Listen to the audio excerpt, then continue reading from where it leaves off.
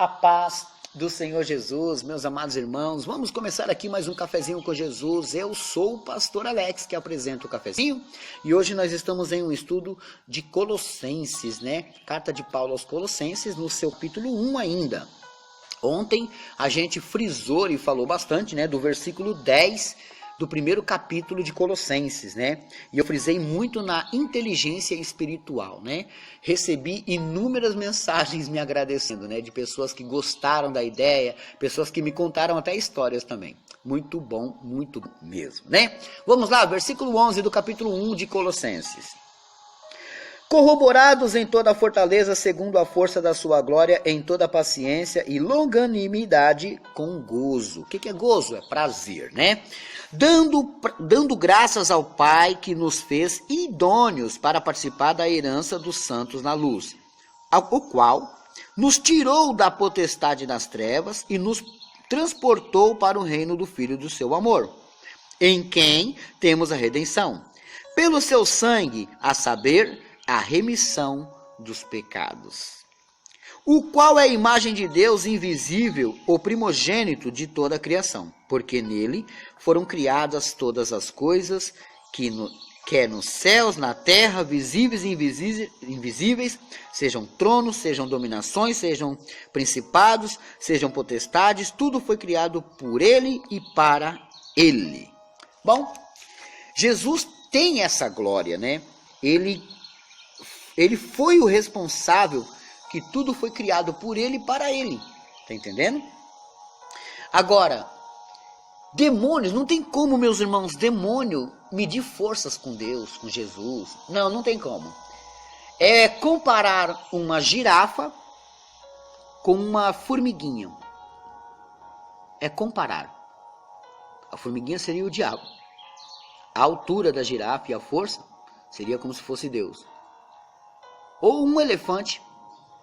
Não dá para comparar, o poder é infinitamente maior. Infinitamente maior. Então não dá para dizer que Deus está pelejando com o diabo. Não, Deus não está pelejando com o diabo. Os anjos talvez, eu, você, mas Deus não está pelejando com o diabo. Porque se ele pelejar com o diabo, a Bíblia diz que Jesus vai destruir Satanás com um sopro. Com um sopro, meus irmãos. Esse ser que acaba com muita gente vai ser exterminado ali, ó, vai estipado dali com um sopro da sua boca. E você ainda tem a coragem, a pachorra de dizer que Deus está pelejando com o diabo? Que Jesus está pelejando com o diabo? Que o Espírito Santo está pelejando com o diabo? Nunca.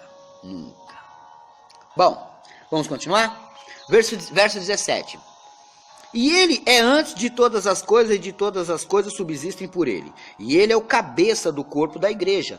Lembre-se, Jesus é o cabeça do corpo da igreja.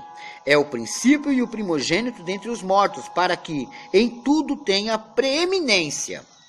Porque foi do agrado do Pai que toda a plenitude nele habitasse.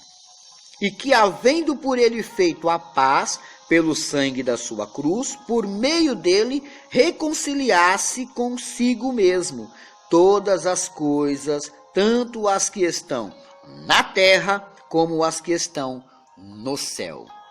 Olha que forte, né? Isso é muito forte. A vós também, que noutro tempo éreis estranhos e inimigos do entendimento, pelas vossas obras, mas agora, contudo, vos reconciliou. Tá vendo? Porque a partir do momento que você aceita Jesus na sua vida, que você entrega a sua vida a Ele, você começa a servi-lo, Ele faz com que você se torne da família. Aí você, de repente, se torna da família. Deu para entender? Agora, imagina você não sendo. Verso 22. No corpo da sua carne pela morte, para perante ele vos apresentar santos e irrepreensíveis, inculpáveis, se na verdade permanecerdes fundados e firmes na fé, e não vos moverdes da esperança do evangelho que tendes ouvido, o qual foi pregado toda a criatura que há debaixo do céu, e do qual eu, Paulo, estou feito ministro. É interessante que há uma esperança, ele vai voltar. João 14, 1-3. Ele diz que foi preparar lugar e ele vai voltar. Agora, essa esperança, ela acaba morrendo no meio do caminho. A pessoa acaba não crendo que ele vai voltar e se poluindo, se destruindo com as obras da carne. E assim caindo, pecando. Então, qual é o objetivo? O objetivo é manter essa esperança. Porque senão você perece, você perde a salvação. Vamos lá, verso 24. Regozijo-me agora no que padeço por vós, e na minha carne cumpro o resto das aflições de Cristo, pelo seu corpo que é a igreja, da qual eu estou feito ministro, segundo a dispensação de Deus, que foi concedida para conosco, para cumprir a palavra de Deus, o mistério que esteve oculto desde todos os séculos e em todas as gerações, e que agora foi manifesto aos santos, aos seus santos. Que mistério é esse? O mistério que Deus tinha. Qual é o mistério que Deus tinha? Deus tinha um mistério. Eu já fiz um cafezinho assim. Não, eu comentei. Quem sabe mais pra frente eu faço um cafezinho assim. Deus tinha um mistério, né? Aí Deus revelou ao mundo o seu mistério. Esse mistério revelou ao mundo o seu mistério. E eu não vou contar mais porque eu vou fazer um cafezinho. Mas havia um mistério de Deus. E esse mistério de Deus foi revelado, meus irmãos. É incrível. Mas a gente vai descobrir mais pra frente, tá? Vamos lá? Verso 27. Aos quais Deus quis fazer conhecer quais são as riquezas da glória deste mistério entre os gentios, que é o Cristo em vós, esperança da glória, a quem anunciamos admoestando a todo homem e ensinando a todo homem em toda sabedoria, para que apresentemos todo homem perfeito em Jesus Cristo. E para isto também trabalho, combatendo segundo a sua eficácia, que obra em mim poderosamente. É lógico, fora os demônios, fora as coisas da vida, os cansaços e os trabalhos da vida, as labutas, a gente tem também alguns irmãos que não entenderam o evangelho e vão lutar contra. Vão lutar até para atrapalhar. Então, nós devemos, meus irmãos, procurar ser fiéis a todo custo a Jesus, até contra os nossos próprios irmãos. Eu não posso ter raiva daquele que está lá fora, mas os meus irmãos eu vou ter raiva sim. Não pode. Você não pode ter raiva de ninguém. Você tem que pagar o mal com o mal, o mal com o bem. Olha aí eu errando. Você tem que pagar o mal com o bem, meus irmãos. Você de forma alguma pode dar lugar na carnalidade, nos desejos obscuros da carne, e lutar contra eles e fazer assim a vontade de Cristo, né? E qual a vontade de Cristo, né? Que você cumpra o seu desejo. Qual é o desejo de Cristo? Buscar por aqueles que estão lá fora. Apresentar a eles o evangelho da paz, da salvação, da alegria. Mostrar para eles que é necessário eles se arrependerem. Fazer com que eles conheçam a glória e a verdade de Cristo. Então, não vai adiantar, meus irmãos, vocês quererem fazer só para uns e para outros não, negligenciando a salvação. Jamais. Você tem que fazer isso para todos e vamos ter labutas, trabalhos, complicações, né? Verso 27. Aos quais Deus quis fazer conhecer quais são as riquezas da glória deste mistério entre os gentios. Esse aqui eu já li, é o verso 29 que eu terminei, né? Então eu vou parar no verso 29.